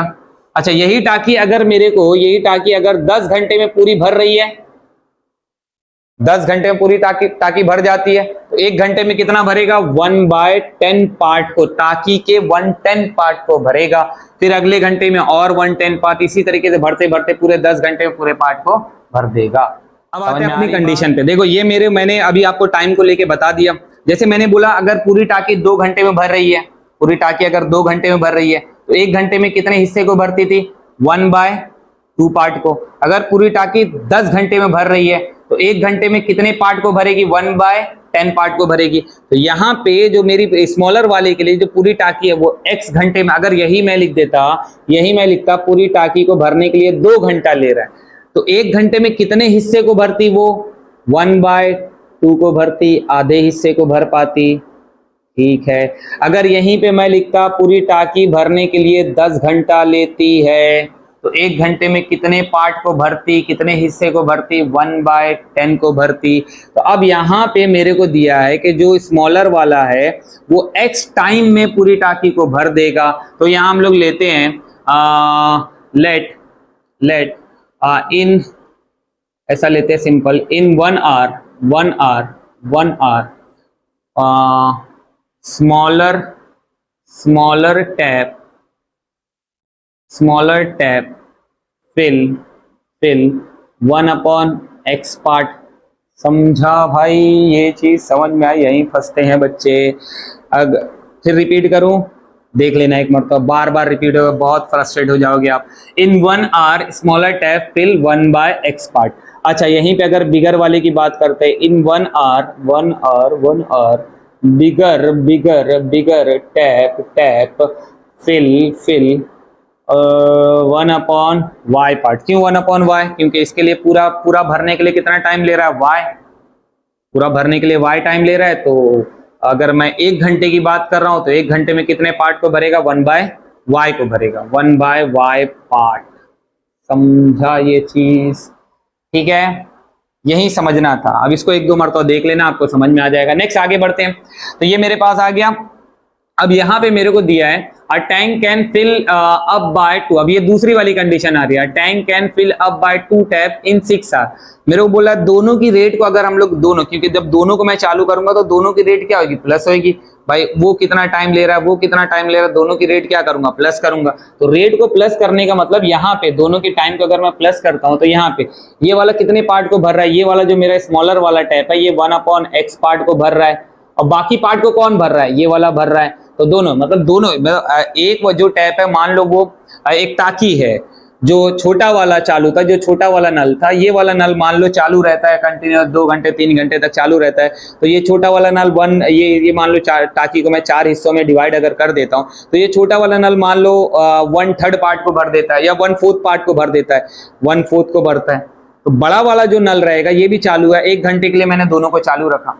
अब 1 घंटे में ये वाला जो नल है 1/4 पार्ट को भरने का काम करता है, और ये वाला जो नल है ये जो ऊपर का जितना पार्ट जो बचा हुआ था ये वाले पार्ट को भरने का काम करता है। मतलब ये जो मेरा है 3/4 वाले पार्ट को भरने का काम करता है। तो ये चीज यहाँ पे वही कंडीशन आपको दी गई है। एक जो शब्द, अगर मेरे को पूरी टाकी का वक्तन पूरा कैलकुलेट करना है, दोनों मिला के कितने टाइम में भरते हैं, तो मैं इसका वाला जो है ये कितने हिस्से को भर रहा है, ये वाला हिस्सा और ये वाला हिस्सा दोनों को प्लस करूंगा तभी तो टाकी भरेगी। तो इसीलिए हम लोग ये दोनों को क्या कर रहे हैं, यहाँ बीच में प्लस कर रहे हैं। तो यहाँ पे 1/x plus 1/y is equal to कितने घंटे में भर रहा है? यहाँ पे 6 आवर, तो ये 6 लिख दिया। नेक्स्ट मेरे पास यहाँ कंडीशन, अब यहाँ से आसान हो गया। अगर तुमने ये कंडीशन यहाँ तक समझ में आ गई है तो यहाँ से क्वेश्चन आसान हो जाएगा। अब यहाँ पे 1/x की जगह मेरे पास x की जगह वैल्यू आ जाएगी y प्लस 5 आ जाएगा, plus 1/y is equal to 1/6 हो जाएगा। यहाँ पे ये वैल्यू अगर लेके जाता है, इसको क्रॉस मल्टीप्लाई करता हूँ तो मेरे पास हो जाएगा y प्लस ये हो जाएगा उधर मल्टीप्लाई, और यहाँ थोड़ा स्पीड भाग रहा हूँ, y प्लस 5 हो जाएगा डिवाइडेड बाय यहाँ मेरे पास y, फिर y प्लस 5 हो गया इज इक्वल टू 1/6। क्या किया मैंने, इसको इधर और ये दोनों को आपस में मल्टीप्लाई, 1/6 ये हो जाएगा 2y plus 5 divided by y square plus 5y is equal to 1/6। ये कैसे आया, देखो y में y प्लस क्या, 2y प्लस 5 ऐसे ही y को y से मल्टीप्लाई y स्क्वायर, फिर इसको इससे मल्टीप्लाई 5y हो गया। नेक्स्ट आगे मेरे पास आएगा क्रॉस मल्टीप्लाई, इसको इधर मल्टीप्लाई करके डायरेक्ट मैं ब्रैकेट खोल रहा हूँ, 6 को 2 से मल्टीप्लाई करूंगा 12y प्लस यहाँ पे 6 को 5 से मल्टीप्लाई करूंगा 30, ये उधर जाएगा, ये हो जाएगा y स्क्वायर प्लस 5y।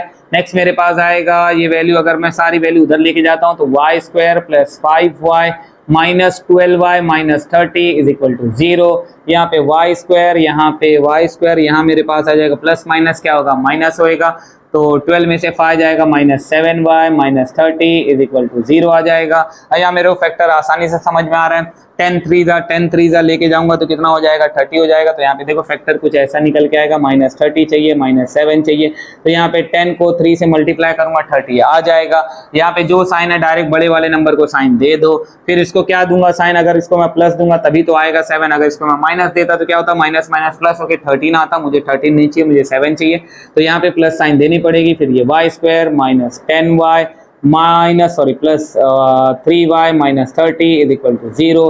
तो यहाँ से मैं y कॉमन निकाल सकता हूँ, y कॉमन निकलेगा, यहाँ पे y माइनस 10, फिर प्लस यहाँ पे ये जो वैल्यू आई है सेम वैल्यू इधर हमको लिखनी होती है y माइनस 10। अब यहाँ पे इज इक्वल टू 0, साइन भी मैंने बोला वही लगाना। अब देखो यहाँ पे 3y था और क्या y आया, y बचा, यहाँ पे 3y था ऊपर और क्या आया, y आ रहा है। ये वैल्यू डायरेक्ट यहाँ लिखनी रहती है। 3y था और बचा क्या, y बचा। तो यहाँ से क्या कॉमन निकला होगा, 3y से क्या निकालना पड़ेगा कॉमन, कि यहाँ पे y बचेगा, 3 निकालना पड़ेगा। तो डायरेक्ट मैंने 3 लिख दिया। ये चीज को मैं थोड़ा ऊपर लेके आता हूँ। ये मेरे पास दिया है, ये इक्वेशन को ऊपर लेके आया, मेरे पास क्या हो जाएगा, ठीक है, पूरी इक्वेशन में से y माइनस 10 में बाहर निकालता हूँ। y माइनस 10 पूरी इक्वेशन से बाहर आया तो अंदर क्या बचेगा, y plus 3 is equal to 0 बचेगा।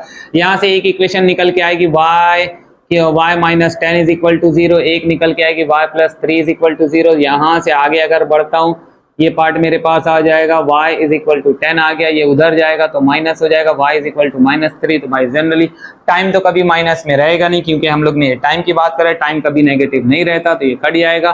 तो ये मेरे पास बिगर वाला टैप था, बिगर वाला टैप कितना टाइम ले रहा है, y ले रहा है, तो बिगर वाला टैप 10 घंटा लेगा, और स्मॉलर वाला टैप मेरे को अगर पता करना है स्मॉलर वाला कितना लेगा, तो यहाँ पे लाके वैल्यू फेंक सकता हूं मैं। x is equal to Y plus 5, तो x is equal to Y की वैल्यू 10 प्लस 5, तो x इज इक्वल टू 15। तो जो स्मॉलर वाला था वो मेरे 15 घंटा लेगा, जो बिगर वाला था ये 10 घंटा लेगा। ठीक है, तो इस तरीके से क्वेश्चन को सॉल्व करना। ठीक है, मिलते हैं अगले वीडियो में।